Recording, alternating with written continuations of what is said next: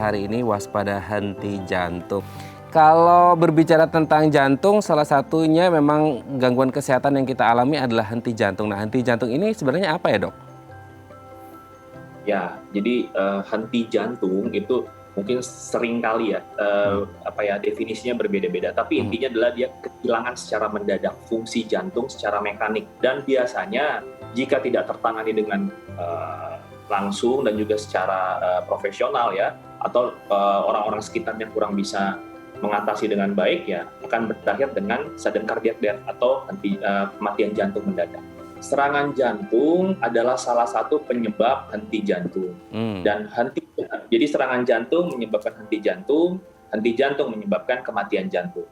Jadi begitu. Jadi penyebabnya kalau henti jantung itu sebenarnya kalau kita bilang sudden cardiac death atau kematian jantung yang disebabkan henti jantung itu sebenarnya unexpected. Jadi sebenarnya biasanya orangnya atau orang-orangnya itu tidak, namanya unexpected, kita tidak tahu bahwa pasien-pasien ini sebenarnya memiliki riwayat jantung sebelumnya atau notabene dikatakan sehat ya, mungkin atlet atau misalnya orang yang olahraga ya, mungkin di beberapa hari atau minggu belakangan ini mungkin kita tahu seperti ada atlet yang duluan ya meninggal dunia.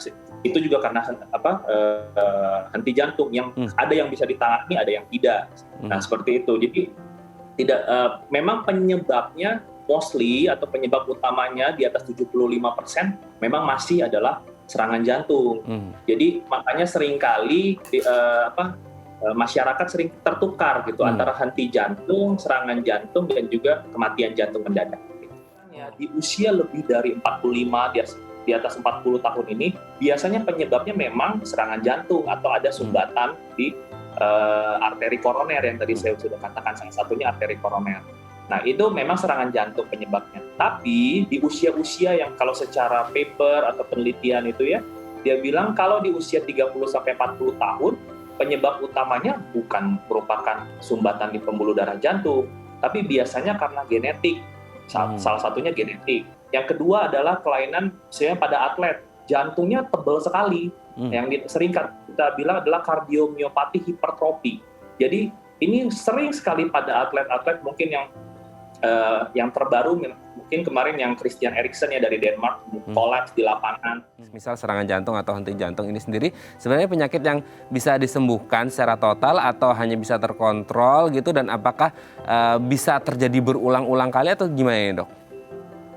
Ya, kalau kematian jantung mendadak ya tadi ya, sebenarnya kan dia unexpected. Dan kalau unexpected, kalau memang itulah pentingnya mungkin ya, kalau sebenarnya mungkin Christian Eriksen bisa meninggal di tempat kalau misalnya memang timnya atau medicalnya itu tidak siap. Jadi pentingnya memang orang-orang yang di sekitar kita, terutama di Indonesia ini, kita harus edukasi lagi mengenai bagaimana sih melakukan bantuan hidup dasar. Baik, jadi yang dilakukan, jangan sampai ke dokternya. Kalau sampai ke dokter ke rumah sakit sih kita bersyukur.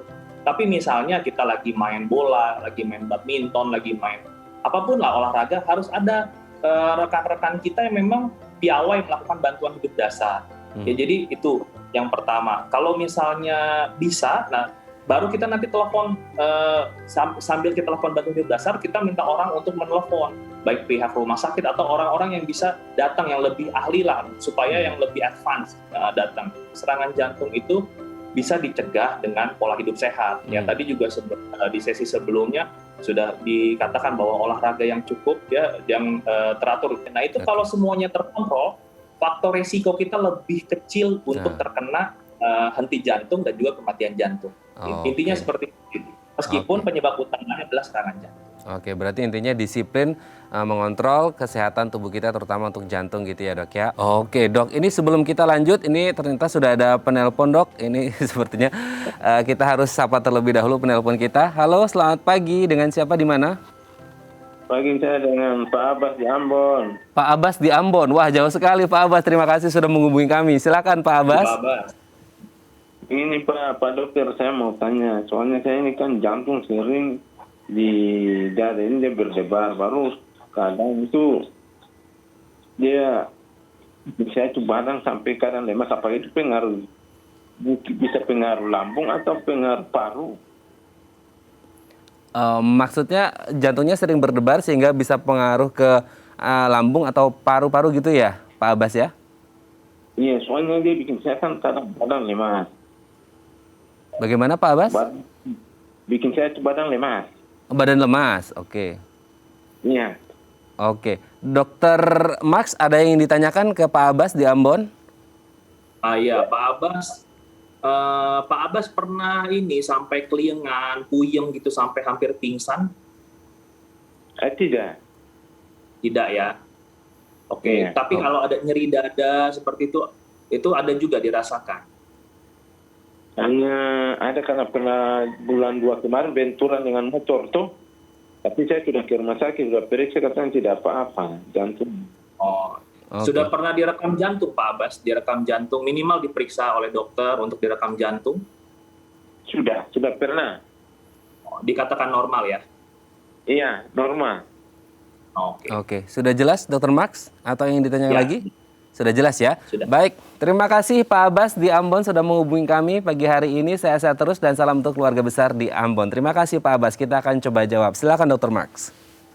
Ya, terima kasih. Untuk kasus yang Pak Abbas ini memang seringkali kita temui di poliklinik ya. Jadi ketika pasien itu datang, kondisinya sedang normal, sedang tidak ada masalah. Jadi ketika dilakukan rekam jantung, ya hasilnya normal juga.